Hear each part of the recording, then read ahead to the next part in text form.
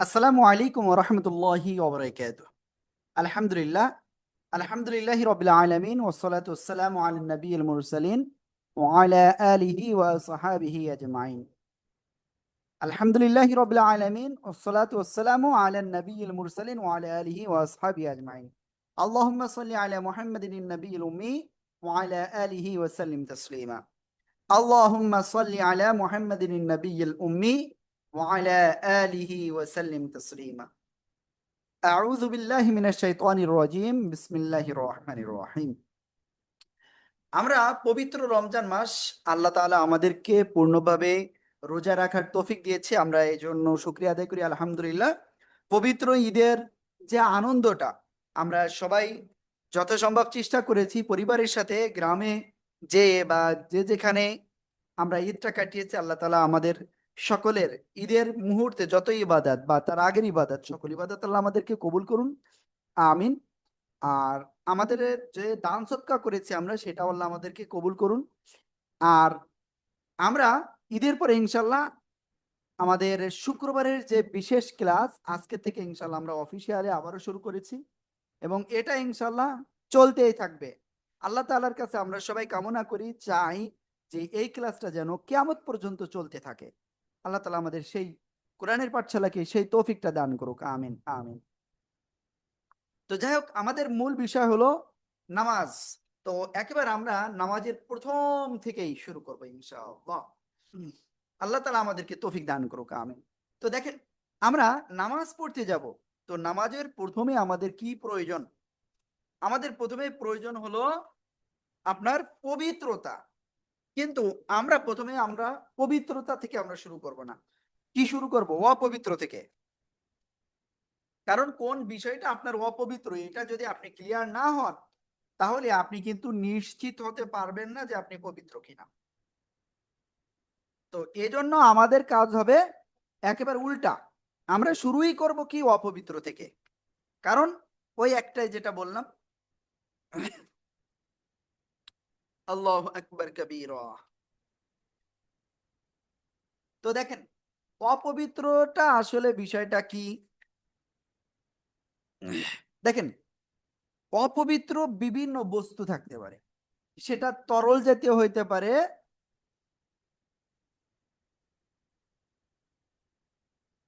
ওকে, আমি total chat অপশনটা এখন টোটালি অফ করে দিতে চাচ্ছি। দেখি চ্যাট অপশন অফের অপশন কিন্তু এখন আর থাকে না এখানে।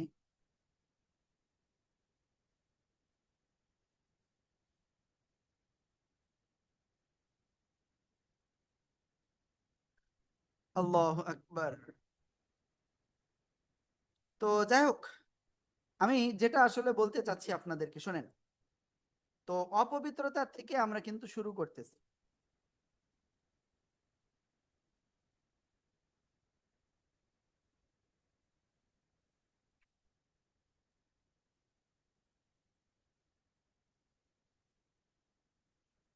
তো অপবিত্র বিষয়টা কি?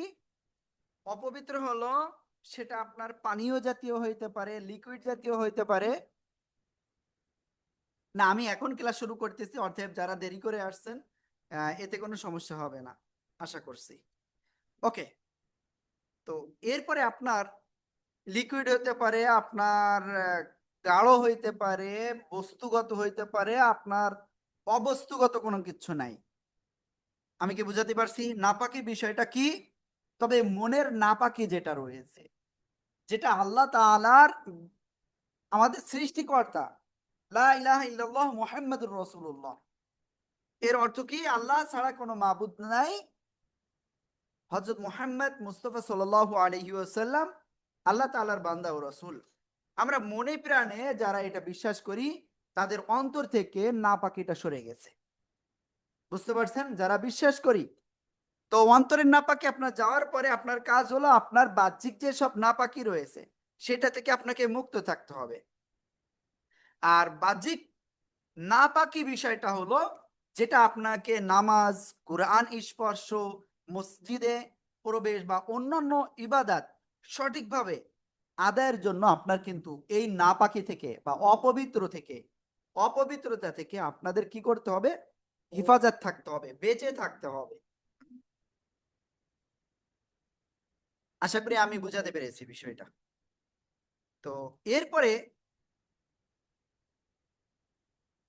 আপনার যে বিষয় সেটা হলো এই যে নাপাকি বা অপবিত্র বিষয়, এটা আপনার মূলত দুই ভাবে রয়েছে। কি বললাম? দুই দুই প্রকার। একটা হলো কি বস্তুগত, একটা কি বস্তুগত, আরেকটা হলো আপনার আইনগত অপবিত্রতা। এখানে আপনার এত ডিটেলস আপনার একেবারে বইয়ের ভাষায় আসলে ওইটা বোঝালে আপনি বুঝবেন না। সহজে আমি বোঝাচ্ছি আপনাদের। দেখেন, যেসব বস্তু শরীয়তের দৃষ্টিতে নিজেও অপবিত্র, শরীর, পোশাক বা কোনো স্থানে লাগলে তার নামাজের আগে পরিষ্কার করা জরুরি। এটা হলো নাজাসাতে হাকিকিয়া, বা এক কথায় আমরা বলতে পারি বস্তুগত অপবিত্রতা। এবার এই বস্তুগত আবার কিন্তু কয়েক প্রকার রয়েছে, তা আমরা অত যাইব না। আমরা ডাইরেক্ট কথা হলো এইটা, যে গুরুতর যে অপবিত্রতা রয়েছে আমরা সেটা ক্লিয়ার হব। প্রথম বিষয় হলো, খেয়াল করবেন সবাই, অর্থাৎ যেটা আপনার শরীরে যদি লাগে, আমি কি বলতেছি, যেটা আপনার শরীরে যদি লাগে তাহলে আপনার কি করতে হবে, সেটা আপনার পবিত্রতা অর্জন করতে হবে। বুঝতে পারছেন? তো আমি এই জিনিসটা একটু আপনার ক্লিয়ার করবো ইনশাআল্লাহ। প্রথমত,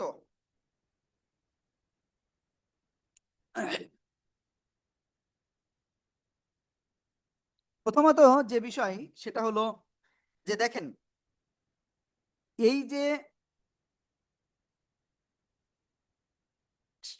শিয়াল, কুকুর, বিড়াল, এই যে বিষয়গুলো, তো এর ভিতরে কোনটার লালা পবিত্র? দেখেন, এখানে প্রথমত কুকুর যে বিষয়টা, কারণ কুকুর আমাদের সমাজে চলাফেরা করে, আমাদের দেখা যাচ্ছে কারোর বাড়ি পাহারা দেয়, কারোর বিল্ডিং পাহারা দেয়। তো এই এই যে বিষয়টা, তো এখানে অনেকের কিন্তু কুকুর থাকতে পারে। তো কুকুরের লালা যে বিষয়টা রয়েছে, এটা কিন্তু আপনার কি নাপাক। এবার শুকরের শরীর বা লালা, যদিও আমরা মুসলমান আলহামদুলিল্লাহ, তো মুসলমানদের বাড়িতে আপনি শুকর পাইবেন না, তবে শুকরের লালা বা শুকরের শরীর এটাও কিন্তু অপবিত্র।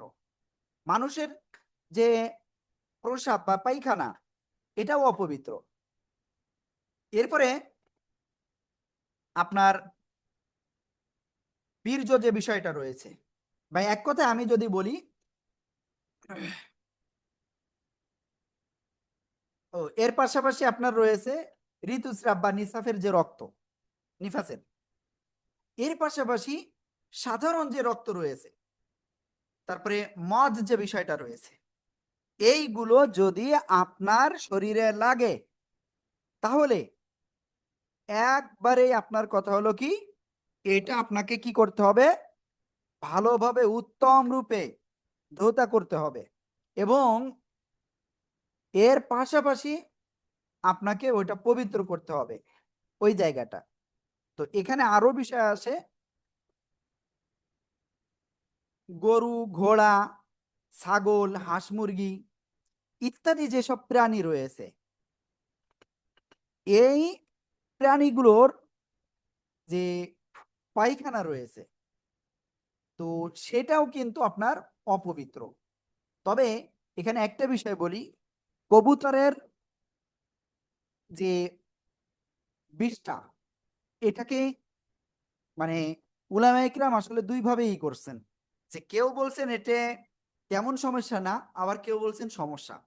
তবে এটা আমরা টোটালি আমরা কি করব, এটা পবিত্র করে নিব টোটালি। ওকে, এরপরে যে বিষয়টা বলবো, আহ, সামান্য রক্ত বা সামান্য বমি, এই যে অনেক সময় কিন্তু আমরা বাসে যাতায়াত করতে পারি না, যারা অনেকে এরকম রয়েছে, তারা কিন্তু সামান্য বাসে বা গাড়িতে উঠলেই বমি করে দেয়। তো এই যে বিষয়টা, এটাও কিন্তু আপনার কি, এটা একটা অপবিত্র। তো এটা কিন্তু আপনাকে পবিত্র করতে হবে। এরপরে আপনার মনে করেন পোশাকে লেগেছে, তো পোশাকটা আসলে কিভাবে পাক করবেন, পোশাকটা আপনি কিভাবে পাক করবেন? প্রথমত আপনাকে যে জায়গায় লেগেছে সেইটা আপনাকে উত্তম রূপে সেই জায়গাটা পরিষ্কার করতে হবে। তারপরে আপনি বিসমিল্লাহির রহমানির রহিম বলে যদি পোশাকে লাগে তাহলে ওই পোশাকটা ৩ বার ধৌত করতে হবে এবং একই পানি বারবার ইউজ করা যাবে না। আমি কি বুঝাতে পারছি? আমি কি বুঝাতে পারছি কি বলছি? কোনো পোশাক পবিত্র করার ক্ষেত্রে একই পানি বারবার ব্যবহার করা যাবে না। পুকুর, বড় পুকুর মানে মোটামুটি মানের পুকুর, যে এক কর্নারে পানিতে একটা টুক্কা দিলে অপর প্রান্তে আপনার কি ওই পানির ঢেউ পৌঁছায় না, এমন পুকুর বা নদী, সাগর, এইগুলো ব্যতীত আপনি বালতির ভিতরে বা আপনি একটা ছোট ট্যাঙ্কের ভিতরে আপনি কি করতেছেন, একটা কাপড় পরিষ্কার করতেছেন, কাপড় আপনি পাক করতেছেন, তো সেক্ষেত্রে আপনার ওই পানিটা বারবার ইউজ করা যাবে না, নতুন করে পানি নিতে হবে। আমি বুঝাতে পেরেছি আশা করি। আল্লাহু আকবার কাবীরা। ওকে, তো আমি এই যে বেশ কিছু বিষয় কিন্তু আপনাদের বলেছি, তো এবার একটানা আপনাদের কোনটাই কি করতে হবে সেটা আমি আপনাদের ধারাবাহিকভাবে বলবো ইনশাআল্লাহ। প্রথম বিষয়, প্রস্রাব। এটা মানে মানুষের হোক, গরু ছাগলের হোক বা যায়ের হোক না কেন, ছোট বাবু হোক, একটাই কথা, এটা আপনাকে কি করতে হবে, এই স্থানটা আপনাকে ধুতে হবে যতক্ষণ না পর্যন্ত এটা, মনে করেন অনেকের পিসাব আছে খুব হলুদ, তো সাদা কাপড়ে লাগলে হলুদ রং হয়ে যাচ্ছে, তো দেখা যাচ্ছে এটা কিন্তু আপনার কি করতে হবে, এই রং, গন্ধ বা স্বাদ এটা কিন্তু চলে যেতে হবে, বুঝতে পারছেন? তারপরে শরীর বা কাপড়ে লাগলে শুধু ওই অংশ ধুলে যথেষ্ট। এবার কথা আছে, মনে করেন আপনার শরীরে আপনার একটা আঙ্গুলে লেগেছে, তো আপনি সেই আঙ্গুল বা ওর পাশেরটা নিয়ে আপনি ধুইবেন, কারণ দেখা যাচ্ছে পাশেরটাও লেগে যেতে পারে, ওই ধোয়ার সময়ও কিন্তু সিটে লেগে যেতে পারে। তারপরে আপনার পোশাক যেটা আপনি পরে রয়েছেন পরিধান করে, সেটা মনে করেন লেগে গেছে এক জায়গায়, তো যে জায়গায় লেগেছে ওই জায়গা বা ওর থেকে আরেকটুখানি উপরের দিকে উঠিয়ে আপনি ওইটা ধৌত করবেন। যদি আপনি ওইটা তৎক্ষণাৎ যদি বা আপনার পরিবর্তন করে আপনার পড়ার যদি ব্যবস্থা না থাকে তাহলে। এবার এখানে আরেকটা বিষয় আমি উল্লেখ করি, আমরা অনেকেই কিন্তু একটা জিনিস ভাবি যে আমার পোশাকে এক জায়গায় পেশাব লেগেছে বা নাপাকি লেগেছে, তো আমি এক কর্নার ধুইলে আমার হয়ে যাবে। তো এই বিষয়টা অনেক মতবিরোধ রয়েছে। তো আপনারা সবসময় চেষ্টা করবেন, যদি আপনার মানে পরিস্থিতি অনুযায়ী যদি আপনার কোনো পোশাক না থাকে, তো তাহলে সে বিষয়টা মানে আপনার ব্যতিক্রম বিষয়। তো যাই হোক, তো আপনার বুঝতে পারলেন যে যে কোনো প্রস্রাব যে কোনো প্রাণীর হোক না কেন সেটাও অপবিত্র। অনেকে আমরা মনে করি ছোট ছেলে বা ছোট মেয়েদের পোশাকের ক্ষেত্রে মানে প্রস্রাবের ক্ষেত্রে কিছু কিছু এলাকায় এটা দেখা যায় যে ছেলের পিসাব পাক, মেয়ের পিসাব পবিত্র মানে অপবিত্র। না, এরকম কোনো কিছু না, উভয়ের প্রস্রাবই আপনার কি না পাক। ওকে, আমি আশা করি বুঝাতে পেরেছি। তো এরপরে আমি যে বিষয়টা আপনাদের বলবো, রক্ত। দেখেন, যদি রক্ত সামান্য হয়, যেমন একটা মশা মারা গেলে আপনার যতটুকু রক্ত বের হয়, যদি ওই রকম রক্ত বের হয়, তো ওটা আপনার কোনো সমস্যা নাই। এবার রক্ত যদি অনেক হয় তাহলে আপনার ধুয়ে ফেলতে হবে, সেটা শরীরে লাগুক বা কাপড়ে লাগুক, যত সময় পর্যন্ত ওই দাগ না যায়। আল্লাহু আকবার। এইবার এখানে আরেকটা কথা বলি, আমাদের যারা আপুরা রয়েছেন, তো অনেক সময় তাদের কাপড়ে কিন্তু আপনার ইসের রক্ত লেগে যায়, তো সেটাও কিন্তু আপনাদেরকে উত্তম রূপে ধৌত করতে হবে, কোনো ধরনের এদিক ওদিক করা যাবে না। এরপরে যে বিষয়, মদ। দেখেন আলহামদুলিল্লাহ যে আল্লাহ তালা আমাদের ইসলাম ধর্মের ভিতরে নিয়ে আসছেন এবং মদকে হারাম করেছেন। আমরা এখানে যারা আছি হয়তো আমরা কেউ মদ খাই না, তবে অনেকে দেখা যাচ্ছে মদ খায়, আবার দেখা যাচ্ছে মানে আমাদের বাইরের কথা বলতেছি, কিছু ক্ষেত্রে দেখা যায় তাদের কাপড়ে লাগলেও এটা তারা ভ্রুক্ষেপ করে না। তো এক্ষেত্রে কি করতে হবে, যদি আপনার কাপড়ে লাগে তাহলে আপনার ওই কাপড় কমপক্ষে 7 বার ধুতে হবে। কিন্তু কি বলেছি, 7 বার ধুইতে হবে, আর এই 7 বার ধোয়া কিন্তু আপনার অতি উত্তম। এবার দ্বিতীয় বিষয়, প্রথমবার কিন্তু আপনার মাটি মিশ্রিত পানি দিয়ে আপনার ধুইতে হবে। বুঝতে পারছেন? ওকে। এবার দ্বিতীয়, তারপরে যে বিষয়, চতুর্থ বিষয়, মানে পায়খানা যেটাকে বলে, তো এইটা শরীর কাপড় যেখানে লাগুক এটা ধুইতে হবে যতক্ষণ না পরিষ্কার হয়। টয়লেটের পরে আমরা যারা মনে করেন আহ আপনার কি বলবো, উঁচু টয়লেট যেটাকে বলা হয়, আসলে ওটার নামই আসলে এই মুহূর্তে খেয়াল আসতেছে না। ওকে, যাই হোক, তো ওখানে আপনারা যখন বসবেন আপনারা এমন ভাবে বসবেন যেন আপনার নাপাকিটা পানিতে পড়লো বা উপরে যেখানে পড়ুক, 1 ফোঁটা বিন্দু পরিমাণও যেন ওই পানি আপনার কাপড়ে না লাগে, এটা খেয়াল রাখবেন।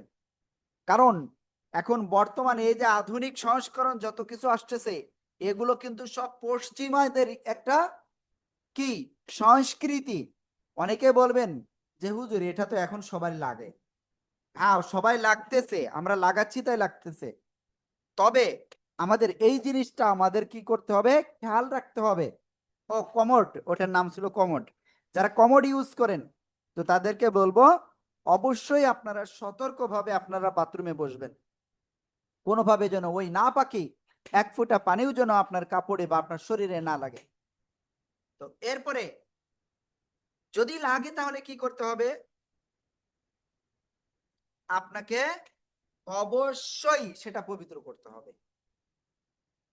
এইবার যেহেতু আমাদের বাথরুমের কথা আমরা বললাম, বড় বাথরুমের কথা, তো এই ক্ষেত্রে আপনাদের একটা বিষয় বলি, আমরা সবাই চেষ্টা করব,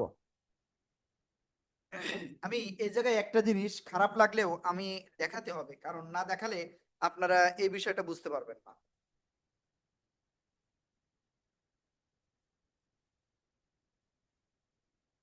ওকে, আমি ক্যামেরাটা অন করতেছি।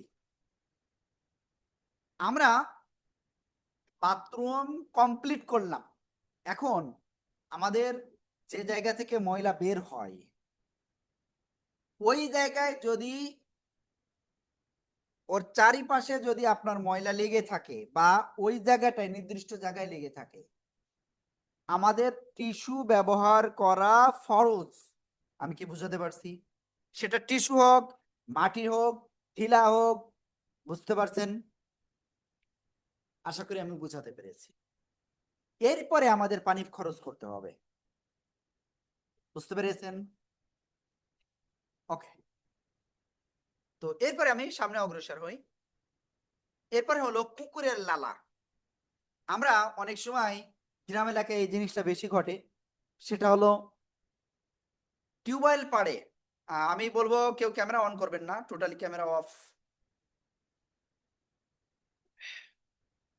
আমরা অনেক সময় দেখি গ্রাম এলাকায় কল পড়ে বা টিউবওয়েলের পাড়ে, ওখানে থালা বাসন পরিষ্কার করার জন্য মা বোনেরা রেখে দেন। তো এবার অনেক সময় কুকুর কিন্তু ওইটা দেখে, কুকুর এসে কিন্তু ওইটা চাটা শুরু করে বা জিব্বা দিয়ে কি মানে ওই প্লেট গুলো পরিষ্কার করার চেষ্টা করে কুকুরে, অর্থাৎ ওইটা কি করে, সে ওইটা স্বাদ গ্রহণ করে। তো যদি এরকম কোনো সময় ঘটে যায় তো আমাদের কি করতে হবে, প্রথম বিষয় হলো আপনার ওইটা প্রথমে মাটি দিয়ে পরিষ্কার করতে হবে একবার। আমি কি বললাম, একবার মাটি দিয়ে কমপক্ষে আপনার পরিষ্কার করতে হবে। তারপরে যে বিষয়, বাকি যে 6 বার, অর্থাৎ 7 বার কিন্তু ধৌত করতে হবে ওইটা আপনার, সেটা প্লেট হোক আর যাই হোক না কেন, একটা চামিচ হইলেও। বাকি 6 বার আপনার সিম্পল ভাবে ধৌত করলে হবে, সিম্পল ডিটারজেন্ট দিলেও হবে। আল্লাহু আকবার। তো দেখেন মাটির কথা হাদিসে কেন আসছে। এখন মুসলিম শরীফে 279 নাম্বার হাদিসে রসুল সাল্লাল্লাহু আলাইহি ওয়াসাল্লাম বলেন, কুকুর পাত্র চেটে ফেললে তা 7 বার ধোও, প্রথমবার মাটি দিয়ে। একেবারে ডাইরেক্ট কথা। ওকে, এরপরে মোটামুটি আমরা অপবিত্র বিষয়টা আমরা ক্লিয়ার হয়েছি। তো এখন আরো একটু সংক্ষেপে আমি আপনাদের বলে দিই। প্রসাব, এটা পানি দিয়ে ধোয়া, ঠিক আছে? প্রসাব যেখানে লেগেছে সে জায়গাটা পানি দিয়ে ধোয়া। রক্ত যদি একেবারে সামান্য হয় তাহলে আপনার জাস্ট এমনি মুছে ফেললে হয়ে যাবে। যদি আরেকটু বেশি হয় তাহলে অবশ্যই ধুইতে হবে, ঠিক আছে? ধুয়ে পবিত্র করতে হবে।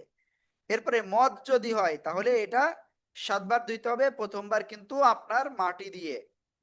তারপরে আপনার যে বাথরুম আমরা যখন করতেছি তখন সেখানে আপনার যদি চারিপাশে বা নির্দিষ্ট জায়গায় যদি বাথরুম লেগে থাকে অবশ্যই আপনার টিস্যু দিয়ে আপনার কি করতে হবে, মুছে তারপরে আপনার পানি ব্যবহার করতে হবে।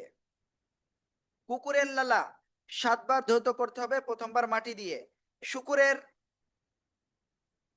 যে বিষয়টা রয়েছে এটাও কুকুরের মতো, সেটা শুকুরের লালা আপনার গায়ে লাগুক, আপনার পায়ে লাগুক, যেখানে লাগুক না কেন একই।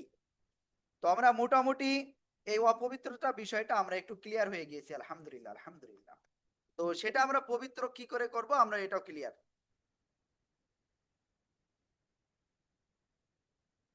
আল্লাহু আকবার। তো দেখেন, আপনাদের মোটামুটি কোনটায় কি করতে হবে এটা আপনারা মোটামুটি জানেন কিভাবে পরিষ্কার করলে হবে। আল্লাহ, লা হাওলা ওয়ালা কুওয়াতা ইল্লা বিল্লাহ। তো আমরা অপবিত্রতার বিষয়টা আমরা একটু ক্লিয়ার হয়েছি। এবার আমরা যাব পবিত্রতার বিষয়ে ইনশাআল্লাহ,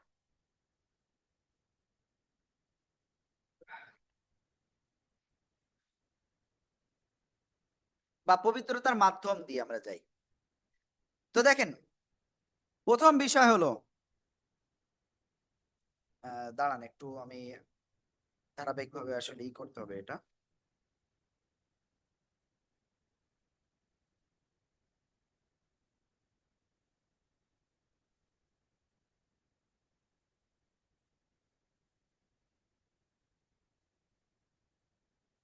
হ্যাঁ, প্রথমত পবিত্রতা আসলে কি? পবিত্রতা হলো শরিয়ত নির্দেশিত পন্থায় আপনার নির্দিষ্ট অঙ্গ ধৌত বা তায়াম্মুম করার মাধ্যমে ইবাদাতের উপযুক্ত হওয়াকেই আমরা পবিত্রতা বলতে পারি। ওকে, এখন কথা হলো পবিত্রতা কিছু বিষয় আছে আপনার হাকিকি বা বস্তুগত পবিত্রতা, আবার কিছু আছে আপনার অবস্তুগত। যেমন আপনার শরীর পবিত্র, কাপড় স্থান পবিত্র। তো এইগুলো কিন্তু আপনার কি আমরা বস্তুগত দেখতে পাচ্ছি। আর অবস্তুগত যেটা বিষয় সেটা হলো শরীরে কোনো অপবিত্রতা না।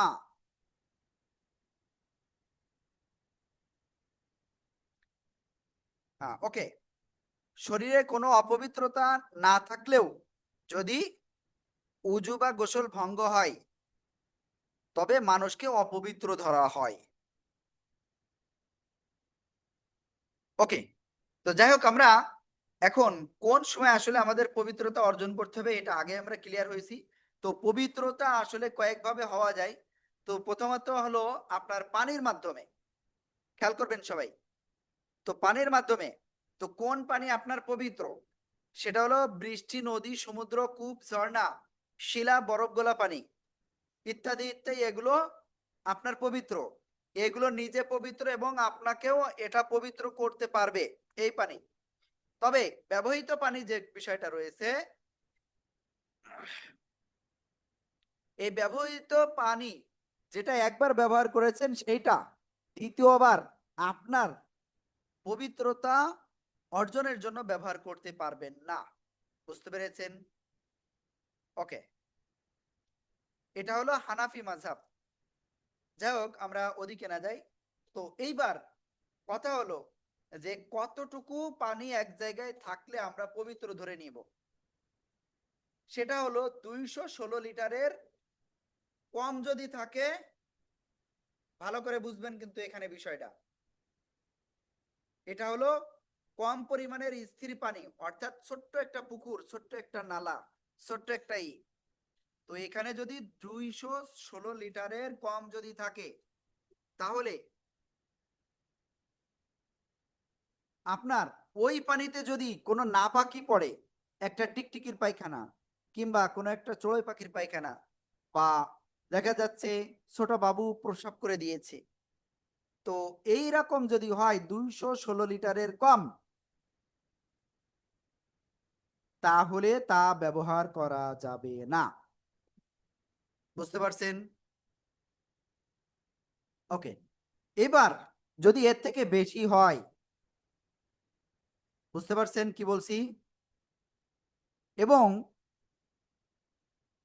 সেটা নদী, সমুদ্র, বৃহৎ পুকুর, যেখানে সামান্য নাজাসত পড়ে বা গুণবালি বদলায় না, তা কিন্তু পবিত্র।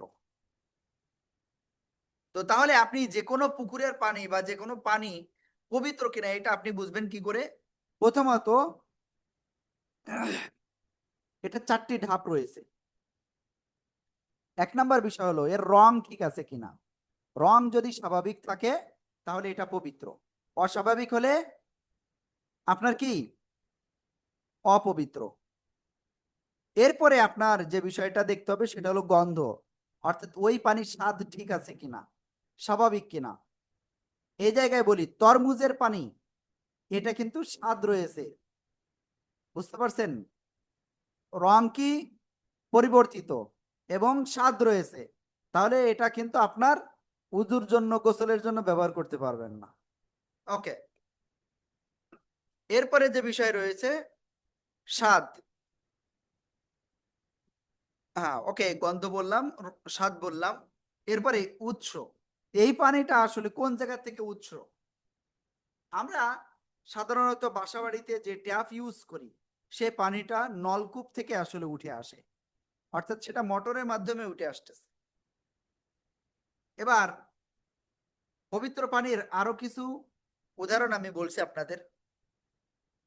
ওকে, নদী, নলকূপের পানি, সমুদ্রের পানি, বৃষ্টির পানি, বোতলজাত খাবার পানি, বরফ গলা পানি, পুকুর বা ঝর্ণার পানি পানি, যদি সেখানে না পাকি না পড়ে। বুঝতে পারছেন? ওকে, তো আমরা এটা ক্লিয়ার।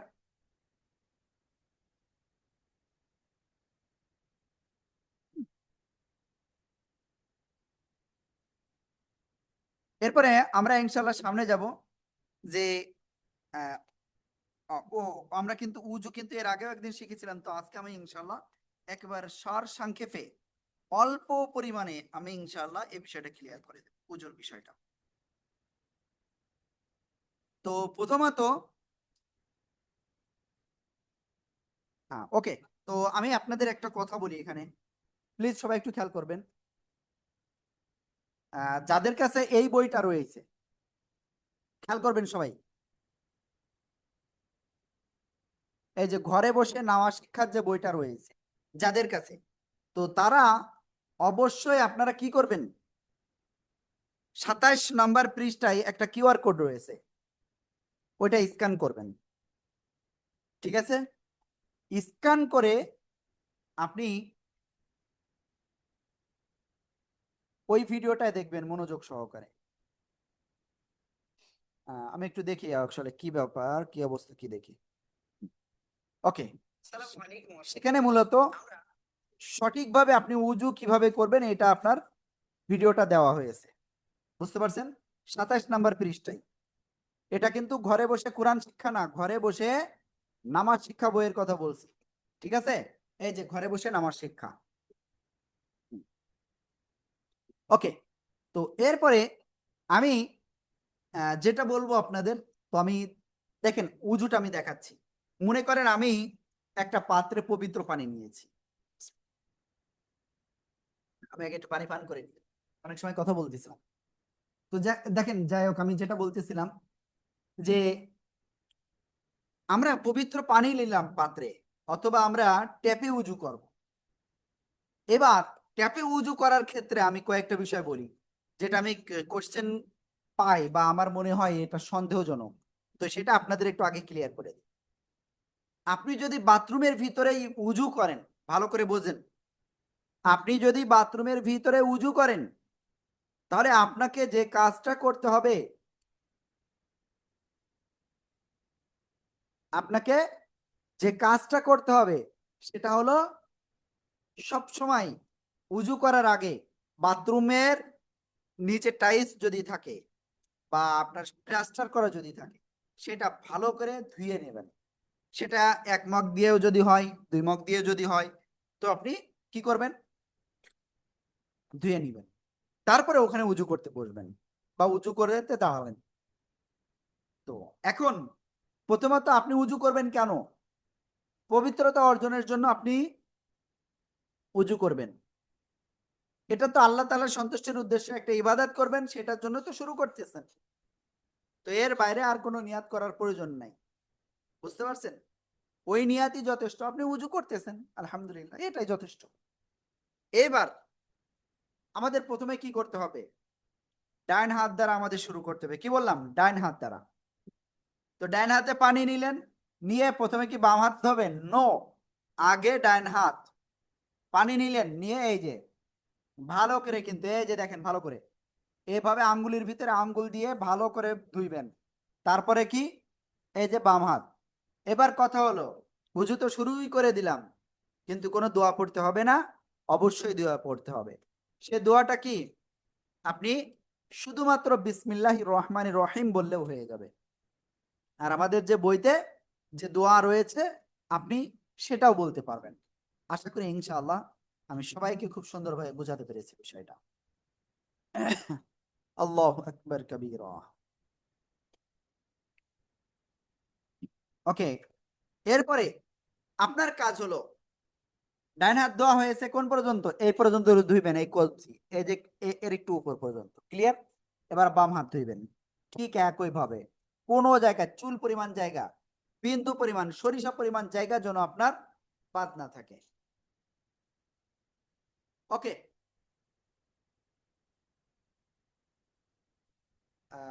High commode. ওকে, ঠিক আছে। অ্যাডভান্স ক্লাসের জন্য, হ্যাঁ ওকে, যারা আপনারা পেমেন্ট করেছেন তারা আপনারা ওই 01973 ওই নাম্বারে ইনশাল্লাহ ই করবেন, হ্যাঁ। আর এখানে আমি দেখতে পাচ্ছি শফিক ভাই বলছেন আমার কাছে নামা শিক্ষা বইটি নাই। ওকে, নামা শিক্ষা বই এটা আমাদের অন্য আরেকটি বই, যেটা আলহামদুলিল্লাহ আমরা গত 2-3 মাস আগে মনে হয় বের করেছিলাম, এই আর কি। অনেক কষ্ট হয়েছে এই নামা শিক্ষা বইয়ের পিছনে, অনেক কষ্ট হয়েছে। তো যাই হোক, আমরা যেটা বলতেছিলাম আপনাদের, তো তাহলে আপনি হাত ধুইলেন, এরপরে আপনার কাজ কি? আপনি পানি নিলেন, নিয়ে আপনি কি করবেন? কুলি করবেন। ঠিক আছে, পানি নিয়ে কুলি করবেন গড়গড়ের সহিত, বা অনেকে বলে সিম্পল কুলি। গড়গড় বলে কোনো বিষয় নাই। অনেকে বলে রোজার সময় গড়গড় করে কুলি করা যাবে না, অনেকে বলে অন্য সময় গড়গড় করে করতে হবে। আসলে এটা কোনো বিষয় না। বিষয়টা হলো আপনি কুলি করতে হবে। ক্লিয়ার? ওকে, কতটুকু কুলি করতে হবে এটার কোনো সীমা নাই। বুঝতে পারছেন? তবে আপনি যে দাঁতগুলো রয়েছে সে সব জায়গায় যেন পানি যায়। ঠিক আছে? আমরা গালের ভিতরে এই যে পানি নিলাম মনে করেন, সব জায়গায় তো এমনি চলে গেছে। তো আপনারা যেন আমার মতো পানি পান করেন না। ওকে, তো যাই হোক, এবার আপনি একবারই করলেন, তারপরে এবার আপনি মিসওয়াক করবেন। ঠিক আছে? খুব সুন্দর করে। প্রথমে তো আপনি কি মিসওয়াক, সেটা ব্রাশ হইতে পারে বা আপনার সিম্পল মিসওয়াকও হইতে পারে। ক্লিয়ার? আল্লাহু আকবার কবীরা।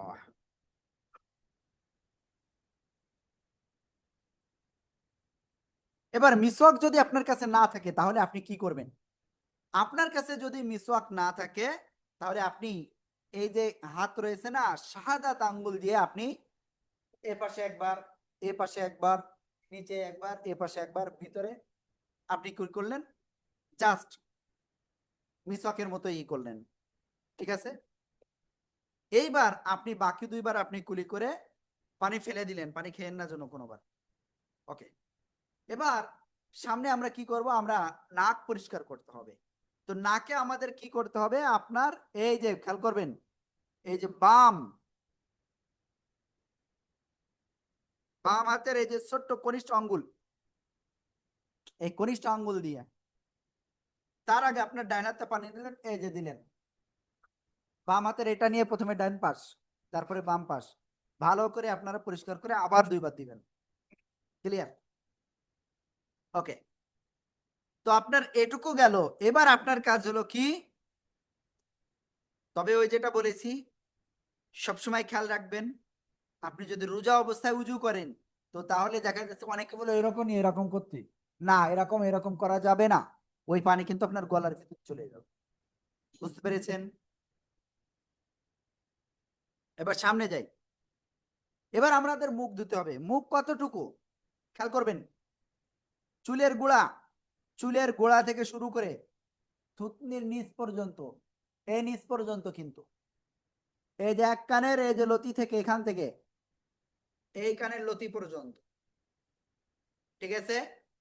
কোন জায়গা, এই যে চুলির গোড়া যে কোনো জায়গায় এই যে চুল আছে, তবে এই জায়গা কিন্তু আবার না বলো, এই যে এই ঠিক আছে। হুম, বুঝতে পারছেন? ডান হাতে পানি নিলেন, নিয়ে এই যে ভালো করে, আর যাদের দাড়ি রয়েছে তো তারা কি করবেন, একবার এটা ই করার পরে এবার দাড়ির ভিতরে এবার হালকা পানি দিয়ে এভাবে ই করবেন। দাড়ি খেলার করা এটা সুন্নাত। ওকে, তো আমরা মুখটা কিভাবে ধুইবো আমরা এটা বুঝে ফেলেছি সবাই। এবার আমাদের কাজ হলো আমরা তিনবার কিন্তু মুখ ধুইবো, কিন্তু একবার না। আর মুখ ধোয়া এটা কিন্তু ফরজ, চুল পরিমাণ বাদ থাকলে কিন্তু আপনার উজু হবে না। সামনে যাই ইনশাআল্লাহ।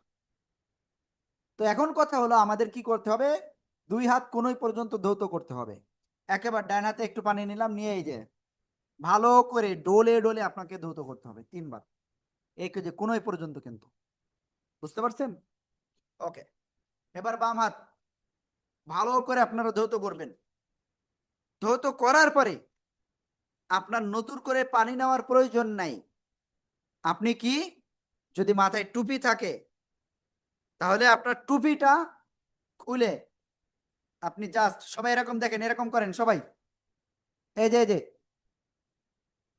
প্লিজ, এই যে পাঁচটা আঙ্গুল এই পাঁচটা আঙ্গুলের সাথে লাগান, এরকম না কিন্তু, জাস্ট লাগিয়ে জাস্ট এইভাবে আপনাকে যত দূর যায় এই হয়ে গেল।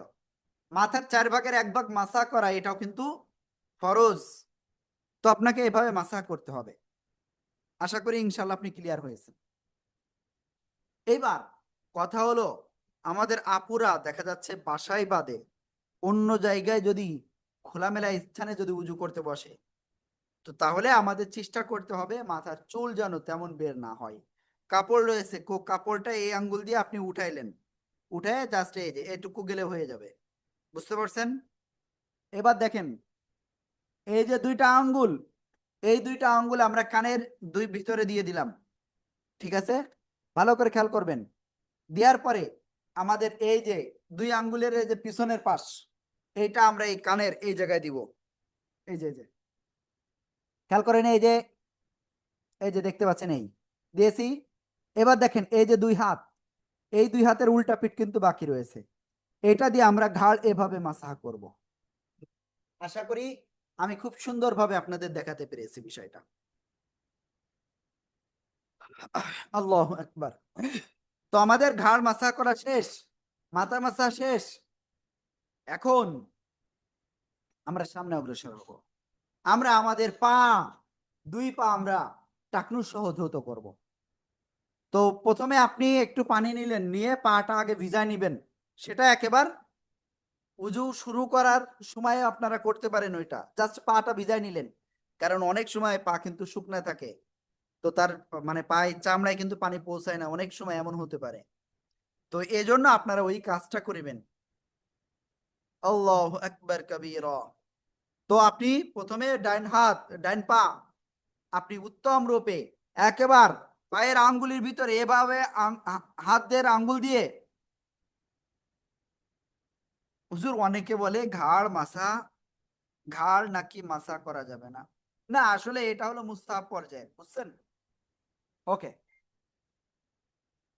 আল্লাহু আকবার।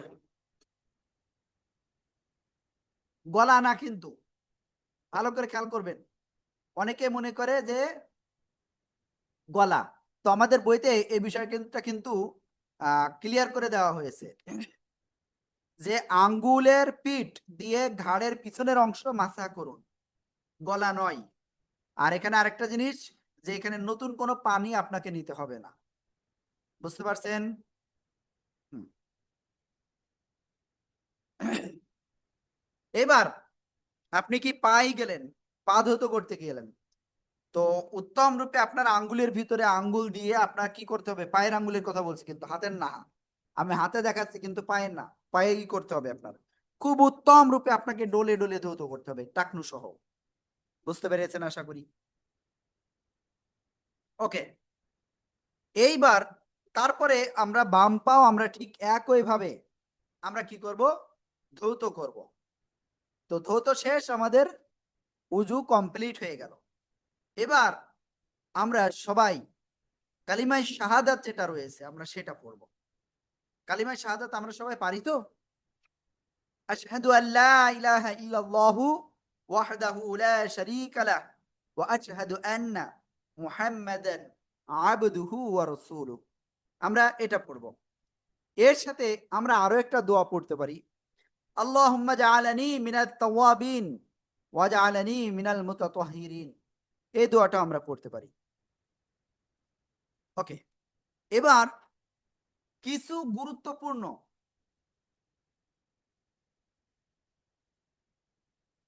কিছু গুরুত্বপূর্ণ দিক নির্দেশনা বলি এবার। প্রতিটি অঙ্গ ধোয়ার সময় অবশ্যই পানি দিয়ে খেয়াল করতে হবে, পানি পৌঁছাতে হবে প্রতিটি অঙ্গে। এবার তারপরে বিষয় হলো ধারাবাহিকতা বজায় রাখতে হবে। প্রথমে আপনি হাত ধুইলেন, পরে পা ধুইলেন, তারপরে মুখ ধুইলেন, অধারাবাহিকতা করা যাবে না। ওকে। এরপরের যে বিষয়, একটা অঙ্গ ধুইলেন, হাত ধোয়ার পরে 2 মিনিট বসে থাকলেন, আপনার একটা অঙ্গ শুকায় গেলে আপনার কিন্তু আবার ওই অঙ্গ ধুইতে হবে। বুঝতে পারছেন? ক্লিয়ার? তারপরে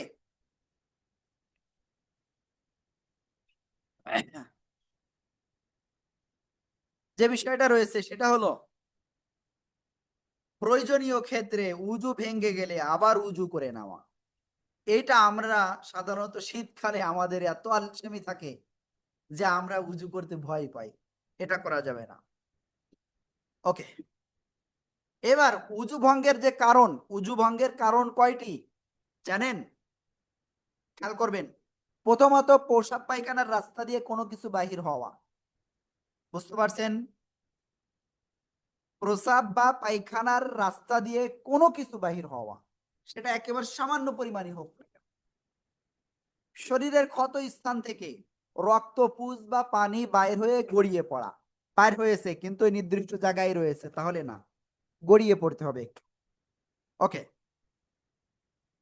তারপরে দাঁতের মাড়ি থেকে রক্ত বের হচ্ছে, আপনার থুতুর থেকে রক্তের পরিমাণ যদি বেশি হয় তাহলে আপনার উজু ভেঙে যাবে। বুঝতে পারছেন? ওকে।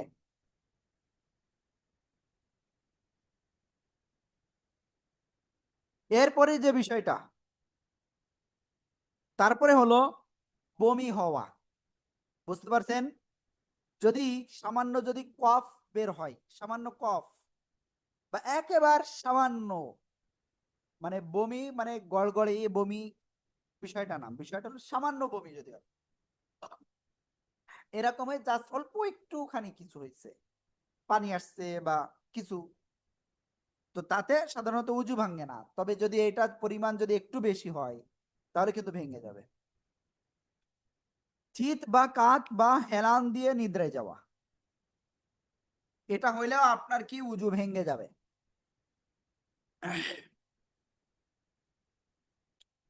আল্লাহ আকবার কবীরা।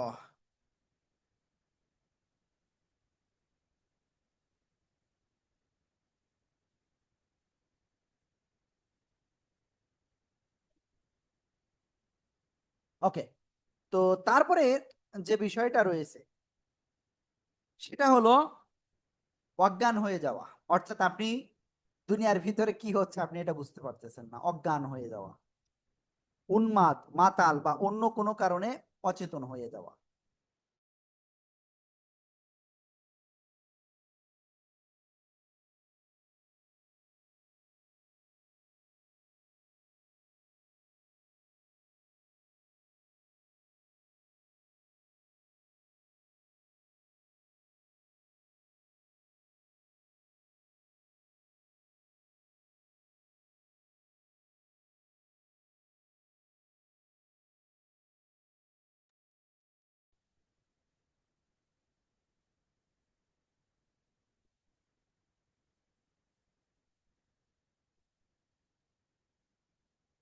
ওকে, আমাকে একটুখানি সময় দিবেন ইনশাআল্লাহ। তারপরে আর যে বিষয়টা বাকি রয়েছে সেটা হলো এখানে সবাই বয়স্ক রয়েছেন, মনে করেন স্বামী স্ত্রী যদি একেবারে মানে নিজেদের খুব প্রবল ইচ্ছা রয়েছে এমন অবস্থায় যদি স্ত্রীকে স্পর্শ করে, ভালো করে শুনবেন কথাটা কিন্তু, সে অবস্থায় যদি স্পর্শ করে তাহলে কিন্তু আপনার উজুটা ভেঙে যাবে। ভালো করে বুঝবেন কিন্তু এই বিষয়টা, এই বিষয়টা কিন্তু খুব গুরুত্ব। আর আপনারা 29 পৃষ্ঠায়, যাদের কাছে আমাদের বইটা রয়েছে, 29 পৃষ্ঠায় এটা লেখা রয়েছে ভালো করে, এখানে আপনারা ভালো করে এটা আরেকটু বুঝে নিয়েন, ঠিক আছে? আপনার এরপরে যে বিষয় রয়েছে, নামাজের সময় আপনার উচ্চ স্বরে হাসা। কি বললাম? নামাজের সময় আপনার উচ্চ স্বরে যদি হাসেন তাহলেও আপনার কি হবে, উজু কিন্তু ভেঙে যাবে। আশা করি বুঝাতে পেরেছি। তবে নামাজের সময় ব্যতীত অন্য টাইমে কিন্তু আপনার ওইভাবে হাসলে কিন্তু আপনার উজুটা ভাঙবে না। তো আমরা মোটামুটি আপনাদেরকে বোঝাতে পেরেছি আলহামদুলিল্লাহ। ওকে, এখানে অনেকেই কোশ্চেন করতেছিল। প্রথম যে কোশ্চেনটা আমি পেয়েছিলাম সেটা হলো যে হুজুর এই বইটা আমার কাছে নাই, এই যে নামাজ শিক্ষার বইটা যাদের কাছে নাই তারা এই বইটা আমাদের কাছ থেকে সংগ্রহ করতে পারবে। এই বইতেও কিন্তু আপনার ওই কিউআর কোড রয়েছে, স্ক্যান করলেই সাথে সাথে আপনি ভিডিও পেয়ে যাবেন, এবং এখানেও হিউজ পরিমাণ ভিডিও দেওয়া হয়েছে। ওকে, এরপরে আপনাদের এখানে যে কোশ্চেন গুলো দেখেছি, আহ হুজুর আপনার ক্যামেরা অন রাখুন, ভালো লাগে না? ভালো লাগে অবশ্যই। তো আমি কয়েকটা কোশ্চেন এখানে দেখেছিলাম, সেটা একটু আগে বলি। এটা বিষয় হলো বাথরুমের বিষয়টা বলেছিলেন, বাথরুমে উজু করা। আপনি বাথরুম আপনি সম্পন্ন করেছেন, ভালো করে বুঝবেন, সম্পন্ন করেছেন। সম্পন্ন করার পরে বাথরুমের পানি পর্যাপ্ত পরিমাণ ব্যবহার করে তারপরে আপনি উজু করতে যাচ্ছেন। তো উজু করার আগে ওই যে বাথরুমের নিচেই, মানে বাথরুম তো সাধারণত একটু উঁচু থাকে, 1 বিঘে 2 বিঘে বা এদিক ওদিক, তো এই জিনিসটা সাধারণত আসলে একটু ব্যারিকেড দেওয়া উচিত। আমাদের সমাজে এটা প্রচলন নাই, একটু ব্যারিকেড দেওয়া উচিত। তো যেহেতু ব্যারিকেড নাই, তো সেক্ষেত্রে আমরা কি করতে পারি, উজু করার আগে আগে ওই জায়গাটা, যে জায়গায় উজু করব, ওই জায়গাটা 1 মগ হইতে পারে, 2 মগ বা 3 মগ হইতে পারে, আপনি পানি ছিটায় দিলেন। ছিটায় মানে পানি ঢেলে দিলেন, স্রোতের মতো পানি চলে গেল, ঠিক আছে? এরপর আপনি উজু করলেন। বিষয়টা হলো এইটা বলেছি। এরপর আরেকটা কোশ্চেন হলো, বাথরুমে উজু শেষ করার পরে বাথরুমে দাঁড়িয়ে কালিমায়ে শাহাদাত পড়া যাবে? প্রথম বিষয়, বাথরুমের ভিতরে কিন্তু জায়গা দুইটা। কি বলেছি? জায়গা দুইটা। যদি কারোর একটা থাকে তাহলে বিষয় আলাদা। একটা হলো গোসল খানা, আর একটা হলো বাথরুমের স্থান, যেটা আপনার প্যান বা কমোড যেটা থাকে, লো কমোড হাই কমোড, ওটা হলো আপনার বাথরুমের নির্দিষ্ট স্থান। তো ওই জায়গায় দাঁড়ায় তো আপনার পড়ার সুযোগ নাই, বুঝতে পারছেন? আপনি ওইটা বের হয়ে তারপরে তো উজু করতেছেন, তো সেক্ষেত্রে আপনি ওটা পড়তে পারেন।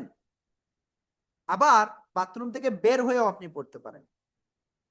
ওকে, এইবার বাথরুমের যেহেতু কথা বললাম, তো আপনি বাথরুম আপনার শেষ হয়ে গেলে তারপরে আপনার একটা দোয়া পড়তে হয় না, গুফরানাকা আলহামদুলিল্লাহিল্লাযী আযহাবা আন্নিল আযা ওয়া আফানি ওয়া আফানি। তো এই যে দোয়াটা, এই দোয়াটা আপনার সব কাজ শেষ, আপনি বাম পা দিয়ে ঢুকেছিলেন, ডাইন পা দিয়ে বের হবেন, তো বের হচ্ছেন তখন পড়বেন। ঠিক আছে? ওকে। অথবা আপনি ওখান থেকে সরে এসে তারপরে পড়েন। ওকে।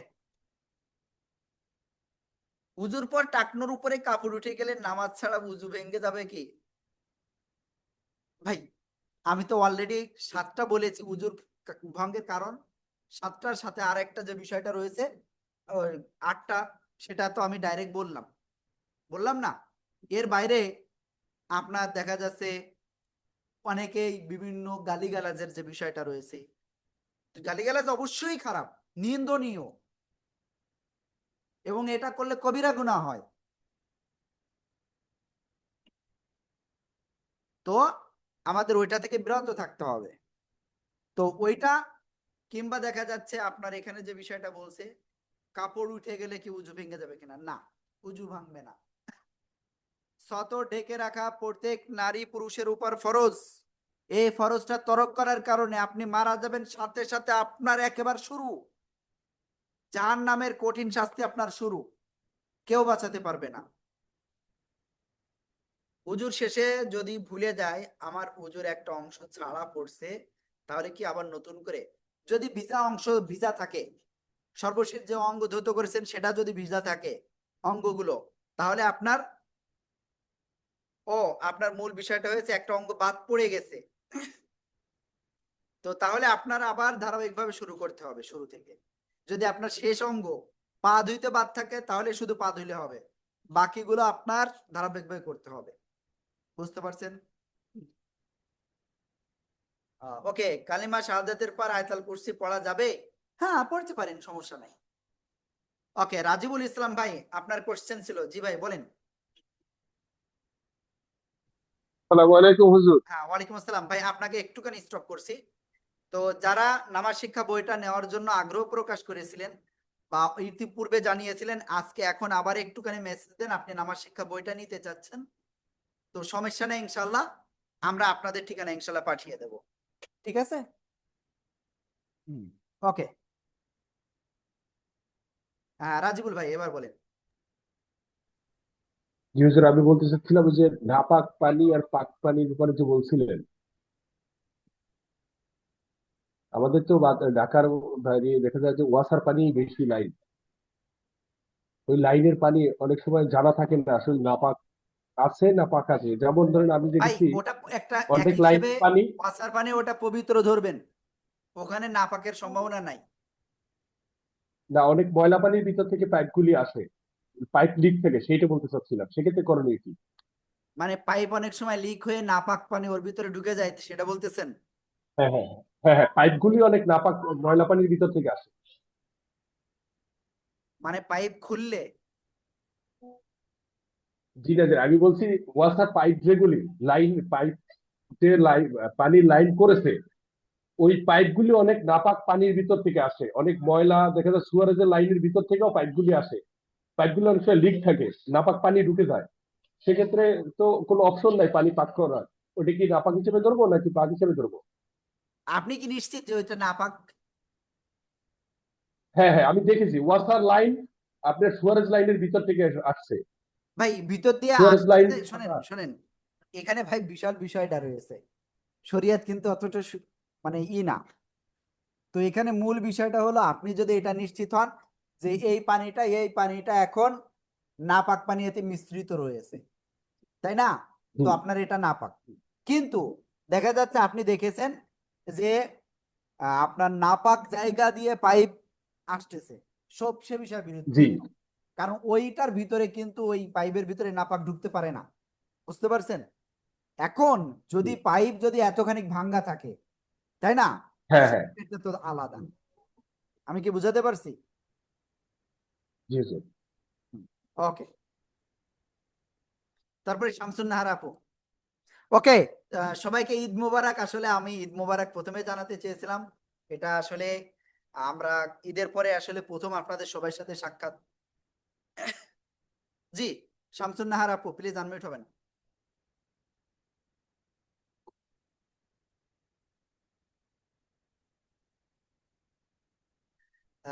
মির্জা ইসলাম। ও আসসালামু আলাইকুম। হ্যাঁ, জি জি বলেন।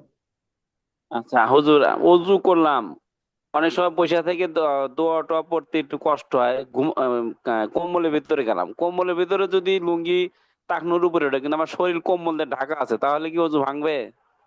উজু ভাঙ্গা কাপড় উপরে উঠলি তো উজু ভাঙ্গার কোনো কোশ্চেনই আসতেছে না। উজু যে ভাঙ্গার যে কারণগুলো রয়েছে সেটার ভিতরে গেছে কোনোটা, না, আমি তাই এটা না? আমি মানে আমি বলতেছি কম্বলটা আমার পুরো উজু শরীরে ভাঙবে আছে না, উজু ভাঙবে কিন্তু না, ভাঙবে না। আচ্ছা ঠিক আছে, ধন্যবাদ। ওকে, জি শামসুন নাহার আপু এবার বলেন। হুজুর আসসালামু আলাইকুম। ওয়ালাইকুম আসসালাম। জি আপু ভালো আছেন? হুজুর, ইয়ে, জি আলহামদুলিল্লাহ। হুজুর, আমি রোজার মধ্যে একটা প্রবলেমে পড়েছি। আমার বাসায় বিড়াল আছে, তো ও আঁচড় কাটাতে ব্লাড, রক্ত গড়ায় পড়ছে। এটা কি রোজা ভেঙে গেল? না, আচ্ছা, সমস্যা নাই। এটা নিয়ে একটু কনফিউজ। আচ্ছা, সমস্যা নাই, সমস্যা নাই। ঠিক আছে। ওকে, রাজিবুল ভাই কি বলতে চাচ্ছেন আবারও? রকিবুল ইসলাম। আসসালামু আলাইকুম। হ্যাঁ, ওয়ালাইকুম আসসালাম। হুজুর, আমি যে ওজুর সময় যে ঘেঁটি যে মাথায় করাটা, ওইটা আবার একটু দেখালে একটু ক্লিয়ার হতাম হুজুর। এই হাতের না পায়ের? না, আপনার যে ঘেঁটি, ঘেঁটির আর কি, ঘাড়ের। ঘাড়ের মাসাজটা? ওকে, জি জি আপনার মনে করেন এই কোণে পর্যন্ত ধোয়া কমপ্লিট, তাই তো? এরপরে জাস্ট জি এইভাবে মাথাটা আগে এইভাবে মাসাজ করবেন, এই ঠিক আছে? জি একেবারে শেষ পর্যন্ত যা লাগবে না, 4 ভাগের 1 ভাগ হলে হয়। ক্লিয়ার? এবার জি তারপরে বিষয় পিছনে বাকি, এটা বাকি, এটা বাকি, ঠিক আছে? এই যে 2 আঙ্গুল, জি কনিষ্ঠ আঙ্গুল, 2 কান, ঠিক আছে? এবার জি এই যে 2 আঙ্গুল না, এই 2 আঙ্গুলের এই পিছনের পাশ, সামনের পাশ না কিন্তু পিছনের পাশ, জাস্ট এই যে, এই যে দেখেন, ঠিক আছে? এই যে আমি ফিরে জি দেখেন, এই যে, ঠিক আছে? এবার দেখেন জি এই যে পাশ দেখতে পাচ্ছেন না, এই পাশটা হুম এবার এই এই বুঝতে পেরেছেন? জি, ধন্যবাদ। ওকে ভাইয়া, তো ঠিক আছে, আর কারো কোনো কোশ্চেন থাকলে প্লিজ একটু জানান। I have taken the book, Bogura থেকে, বগুড়া ক্যান্টনমেন্ট থেকে। ওকে, ওকে, আরেকটা ঘোষণা রয়েছে আপনাদের সবার জন্য। তারপরে হলো, আমি নামাজ শিক্ষা বইটি পেতে চাই। আমাদের যে বইতে যে নাম্বার রয়েছে, আপনার যে বইটা, ওই নাম্বারে হোয়াটসঅ্যাপে মেসেজ করেন। কোরআন শিক্ষা বইয়ের সাথে নামাজ শিক্ষা বই পেয়েছে, ওকে আলহামদুলিল্লাহ। যারা মানে কোরআন শিক্ষা বইয়ের সাথে নামাজ শিক্ষা বই নিয়েছিলেন, তো তাদের জন্য আসলে একটা বেনিফিটেড, যে আপনাদের এক্সট্রা কোনো ডেলিভারি চার্জ দেওয়ার প্রয়োজন হয়নি। বুঝতে পেরেছেন? ওকে, মানে লাগি নাই, একসাথে হয়ে গেছে। হ্যাঁ, সিওডি তে আমরা দিব, এটা প্রফেসর আবু মোহাম্মদ রহিমুল্লাহ ভাই। এরপরে বসরা মনে হয় খুব সম্ভব নাকি।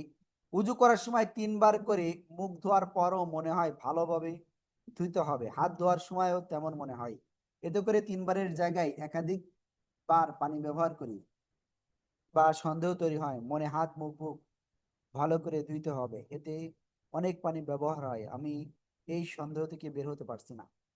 শোনেন, আপনার যেহেতু একটা সন্দেহ হয়, তো আপনি প্রথমবারে আপনি খুব ভালোভাবে ধৌত করবেন, তারপরের বারেও এরকম চেষ্টা করবেন, তো 3 বারই যথেষ্ট। প্রথমবারে ভালো করেই করবেন, ঠিক আছে? অজু ভাঙার কারণগুলো আরেকবার বলবেন, আমি শুনতে পাই নাই, দুঃখিত। আমি একটু কথা বলতে চাই। যারা কথা বলতে চান তারা হ্যান্ড রাইজ করবেন। আব্দুর রহিম ভাই, জি বলেন।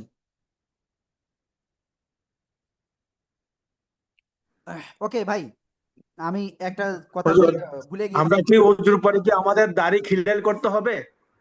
বলছি বলছি, তো বিষয়টা হলো, এখানে আমরা যারা আছি, আমাদের স্টুডেন্ট তো আপনারা সবাই, তাই না? আমরা একটা ফ্যামিলি। তো তো আমাদের আজকের থেকে সবার এটা মাথায় রাখতে হবে যে আপনার আমাদের ফ্যামিলির সদস্য হয়েছেন, এখানে ক্লাস করতেছেন মানে ফ্যামিলির সদস্য। তো আপনার ফ্যামিলিতেও যারা কোরআনুল কারীম সহিশুদ্ধভাবে পড়তে পারে না, তাদেরকেও আপনার শিক্ষা দেওয়া ফরজ। আপনি কোরআনের পাঠশালার মাধ্যমেও সেটা করতে পারেন, আপনি নিজেও তাদেরকে শেখাতে পারেন। বুঝতে পেরেছেন? তো আমরা অতি দ্রুত, খুব সম্ভব আগামী শনি রবিবারের ভিতরে, এই শনি রবি না, এর পরেরটাই, আমরা ছোটদের ঘরে বসে কোরআন শিক্ষার একটা কোর্স শুরু করতে যাচ্ছি ইনশাআল্লাহ। তো আপনারা যারা আপনাদের সন্তানদেরকে হতে বা আপনাদের আত্মীয় স্বজন যারা রয়েছে, ছোট বাবু যারা রয়েছে, সেখানে আমরা রিকমেন্ড করি 5 বছর থেকে শুরু করে 10 বছর বা 12 বছর এই বয়স পর্যন্ত সাধারণত যারা রয়েছে তারা অবশ্যই আমাদের সাথে যোগাযোগ করবেন। আমাদের বইতে যে নাম্বার দেওয়া রয়েছে ওই নাম্বারে যোগাযোগ করলেই হবে। আশা করি আমি বুঝাতে পেরেছি। তো আমাদের এখানে মূল বিষয় হলো 5 থেকে 6 মাসের ভিতরে, মনে করেন আপনার সন্তান বা আপনার বাবু একেবারে আলিফ বা তাও চেনে না, আপনার সন্তান 5 থেকে 6 মাসের ভিতরে ইনশাআল্লাহ একেবারে কুরআনটা সহি শুদ্ধ পড়তে পারবে ইনশাআল্লাহ।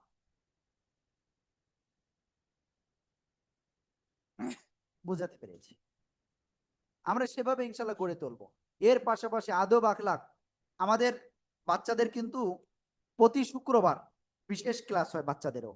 এখানে আমাদের সাধারণত বয়স্কদেরই এখানে 1-150 স্টুডেন্ট থাকে, কিন্তু রমজানের বন্ধ, ঈদে তারপরে রমজানে আসলে অনেকেই ছিল না, এই জন্য আমাদের স্টুডেন্ট একটু কম দেখতেছেন এখানে। তো আমাদের ছোটদেরও আলহামদুলিল্লাহ প্রতি সপ্তাহে ঠিক সন্ধ্যার পরপরই 7:30টায় ওটা হয়, ওখানে কিন্তু স্পেশাল একটা ক্লাস হয়, বিশেষ ক্লাস। তো আপনারা যারা আপনাদের সন্তানকে ভর্তি করতে চান অবশ্যই আমাদের নাম্বারে যোগাযোগ করবেন। ওকে ওকে, আমি একটা অগ্রিম ঘোষণা দিচ্ছি। আমাদের ভর্তি ফি বাচ্চাদের 2000 টাকা থাকে, সেটা যারা আমাদের স্টুডেন্ট এই আজকের ক্লাসের রেফারেন্স দিতে পারবেন, তো তাদের জন্য ভর্তি ফি অনলি 1000 টাকা। ক্লিয়ার? এবং মাসিক ফি 2000-এর জায়গায়ও শুধুমাত্র আপনারা আজকে ক্লাসে অংশ নিয়েছেন, তো এই জন্য আপনাদের সন্তানদেরও মাসিক ফিটাও 1000 টাকা করে। ক্লিয়ার? অর্থাৎ 1000 করে সেভ হচ্ছে প্রতি মাসে। ওকে, তো আব্দুর রহিম ভাই প্লিজ বলেন এবার আপনি। ওয়ালাইকুম রহমতুল্লাহ বারকাতুহু। ওয়ালাইকুম আসসালাম। হুজুর, আমি বলছিলাম যে আমরা যেমন ধারের মধ্যে উপরে পানি দিচ্ছি, 2 সাইডে পানি দিলাম, কিন্তু আমাদের ধারে কি খিলাল করতে হবে আঙ্গুল দিয়ে? হ্যাঁ, দাড়ি খিলাল করা এটা সুন্নাত। ওইটা জানার জন্য আর কি আমি। ওকে, ধন্যবাদ। ফারজানা আপু, ফারজানা আপু প্লিজ, জি বলেন। আসসালামু আলাইকুম। হ্যাঁ, ওয়ালাইকুম আসসালাম। ভালো আছেন আপু? জি, আলহামদুলিল্লাহ। আমি জানতে চেয়েছি যে বাথরুমে আমরা অনেকে বলে যে বাথরুমে মানে দোয়া পড়া, আল্লাহর নাম লওয়া যাবে না, মানে আমরা বাথরুমে উজু করি, তারপর আল্লাহর নাম আমরা গোসল এমন কোনো করলে জায়গা নাই, শোনেন, এমন কোনো জায়গা নাই হ্যাঁ, যেখানে আল্লাহর নাম নেওয়া যাবে না, এটা ভুল কথা। তারপর আমরা গোসলও করি, সেখানেও তো আমরা গোসলের দোয়া পড়ি, মানে সবসময় পড়ি। আবার কাপড় চোপড় ধুতে গেলে সেখানেও আমরা একটু বিসমিল্লাহির রহমানির রহিম বললে তিন আপু, প্রথম বিষয় হলো আপনার কাপড়গুলো ওটা বাথরুমের ভিতর বিষয়টা না। আমরা আমাদের বাথরুমের ভিতরে কি কি করি বর্তমান, আমরা শুধু বাথরুম করি না, আমরা যদি শুধুমাত্র আমাদের শরীরের ময়লাটা ফেলে আসতাম ওই জায়গাটা হতো, ওই জায়গা বিষয় আলাদা।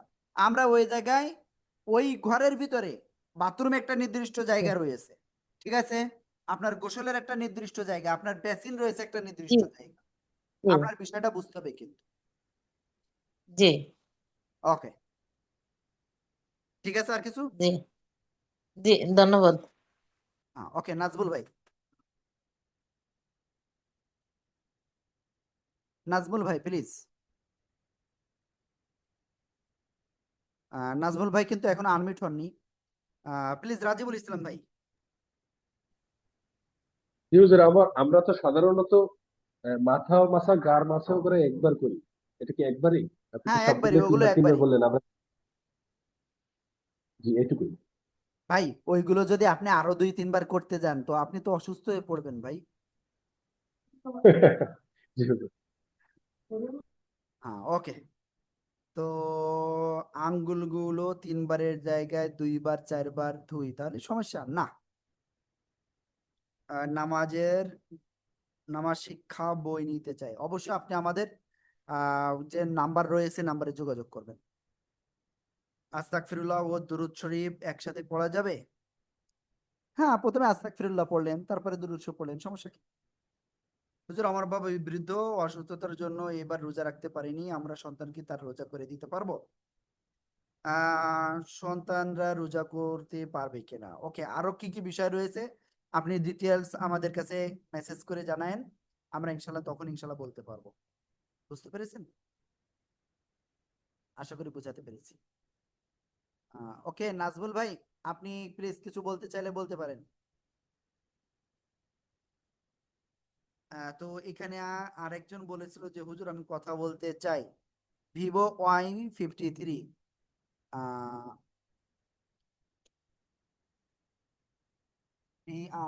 কোথায় গেল Vivo Y53? ইয়েস, আপনি এবার আনমিউট হন। হুজুর বলেছি তো, আস্তাগফিরুল্লাহ আর এই যে দুরূদ শরীফ একসাথে কি জিকিরের মতো পড়া যাবে? হ্যাঁ, প্রথম ওকে। আস্তাগফিরুল্লাহ তারপর দুরূদ। জি জি। তো আমরা মোটামুটি প্রতি সপ্তাহে আমরা শুক্রবারে বিশেষ ক্লাস করি এবং ধারাবাহিকভাবে আমরা শুরু করতেছি আজকে। তো আশা করি ইনশাল্লাহ নেক্সট সপ্তাহে ইনশাল্লাহ খুব গুরুত্বপূর্ণ বিষয়ে আবারও ইনশাল্লাহ ক্লাস করব। আল্লাহ তাআলা আমাদের তৌফিক দান করুক। আর আবারও বলতেছি, নামাজ শিক্ষার যে বইটা রয়েছে এই ক্লাস সম্পর্কে আর কিছু জানতে চাই। জাকারিয়া হাফিজ, জাকারিয়া হাফিজ ভাই কোথায় আছেন? দেখে আসি।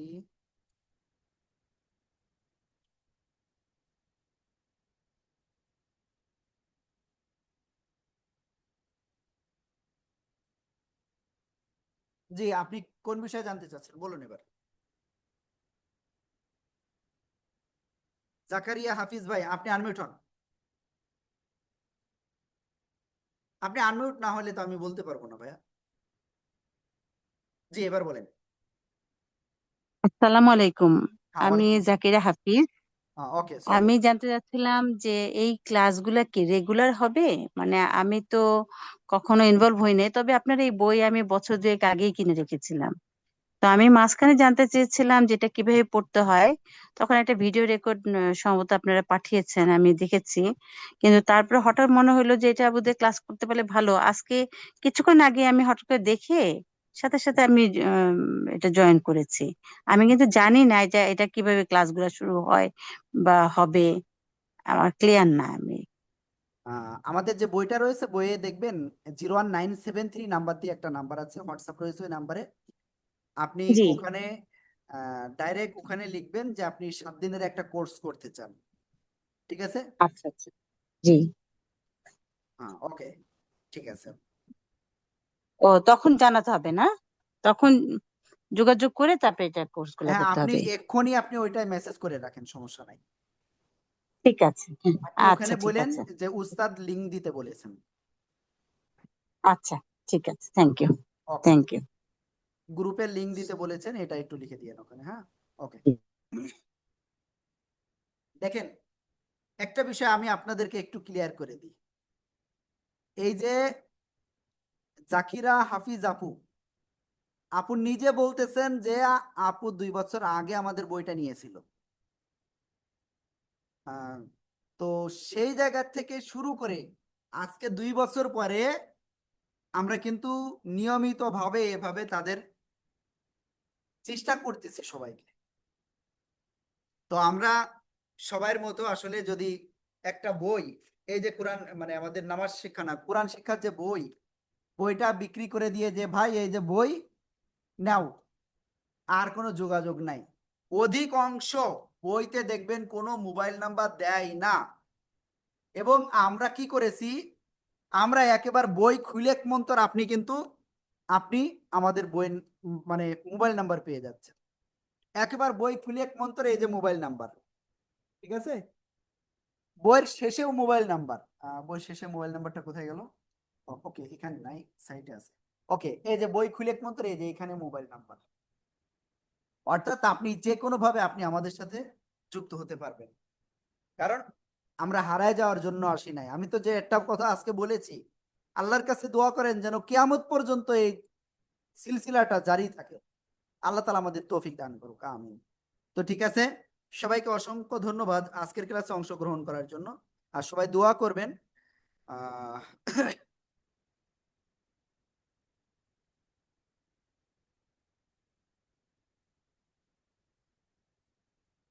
ওকে সাদিয়া আফরোন, আপনি ওইটা একটু লিখে দিয়েন প্লিজ। ওকে, তো যাই হোক, আমরা অনেক কথা বললাম, অনেক কিছু। আল্লাহ তাআলা আমাদের সবগুলো আমল করার তৌফিক দান করুন, এবং আমাদের নিয়মিত যে ক্লাসগুলো যেদিন যাদের যে সময় হওয়ার কথা সেই টাইমে আল্লাহর রহমতে হচ্ছে, অবশ্যই নিয়মিতভাবে আপনারা ক্লাসে অংশগ্রহণ করবেন। সবাই ভালো থাকবেন, আমাদের জন্য দোয়া করবেন। আসসালামু আলাইকুম ওয়া রাহমাতুল্লাহি ওয়া বারাকাতুহু।